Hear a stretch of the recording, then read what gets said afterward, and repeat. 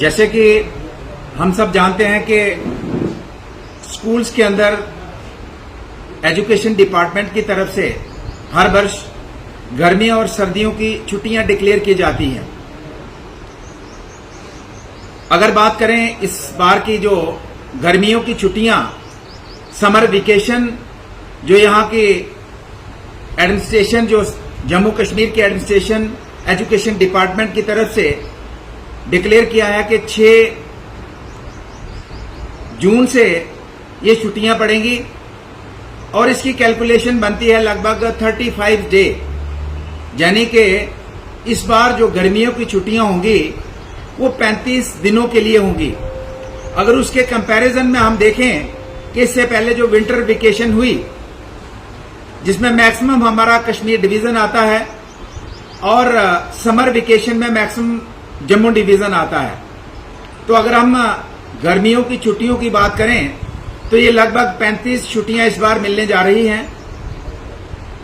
और कश्मीर की अगर विंटर वेकेशन की जो इससे पहले पड़ी उसकी बात करें तो कश्मीर के अंदर जो सीनियर विंग के लिए वहां 16/12/2024 यानी कि 16 दिसंबर को सीनियर जो स्टूडेंट्स थे 11वीं 12वीं के, उनको छुट्टियां पड़ी। और जो स्टूडेंट्स छोटी क्लासों के थे, छोटे स्कूल्स थे, प्राइमरी या मिडिल, उनको 10 दिसंबर से छुट्टियां पड़ी। और उनकी छुट्टी अगर छोटे बच्चों की बात करें 10 दिसंबर से लेके 28 फरवरी तक छुट्टियां उनको पड़ी। तो अगर बात करें तो लगभग सीनियर विंग के लिए बात करें तो लगभग आपके 74 दिन 74 डेज। अगर जूनियर विंग की बात करें तो लगभग 80 दिन की छुट्टियां विंटर वेकेशन जो हुई कश्मीर डिवीजन और उसमें कुछ जम्मू का हिस्सा भी आता है,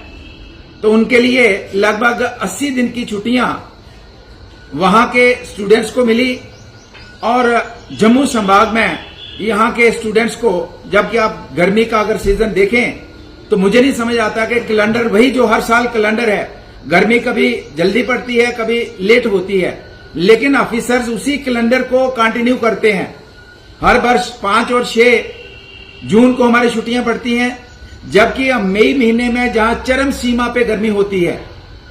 उसको नजरअंदाज किया जाता है, जब हमारे बच्चे फेंट हो जाते हैं स्कूल आते जाते वक्त। लेकिन एक रूटीन जो है, कैलेंडर बना है, उसी के ऊपर साइन करते हैं और डिक्लेयर कर देते हैं। तो मैं जानना चाहता हूं, ये जो एजुकेशन डिपार्टमेंट के सीनियर ऑफिसर्स हैं, अपना दिमाग, अपनी बुद्धि कब लगाएंगे कि लोगों की जो डिमांड है, स्टूडेंट्स की जो डिमांड है, स्टूडेंट्स की जो मुश्किल है, उसको मद्देनजर रख के फैसला करेंगे, या रूटीन में आए और गए जो कैलेंडर बने हैं उसी को फॉरवर्ड करेंगे। तो मैं ये कहना चाहूंगा कि जम्मू कश्मीर एक यूनिट है, एडमिनिस्ट्रेटिव यूनिट एक है, और एक एडमिनिस्ट्रेटिव यूनिट के लिए 2 तरह के फैसले नहीं हो सकते हैं। या वहां के लिए भी आप 35 डे की छुट्टियां डिक्लेयर करिए इस बार, अगर वहां 80 दिन की हैं तो यहां तो आप 35 दिन में खत्म करेंगे, आधे से भी कम समय में।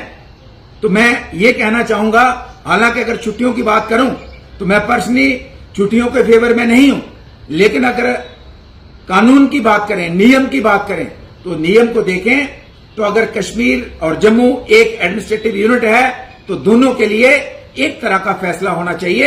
एक इलाके के लिए एक फैसला और एक इलाके के लिए दूसरा फैसला, जबकि एजुकेशन डिपार्टमेंट एक ही है, एक ही डिपार्टमेंट है, एक ही मंत्रालय है,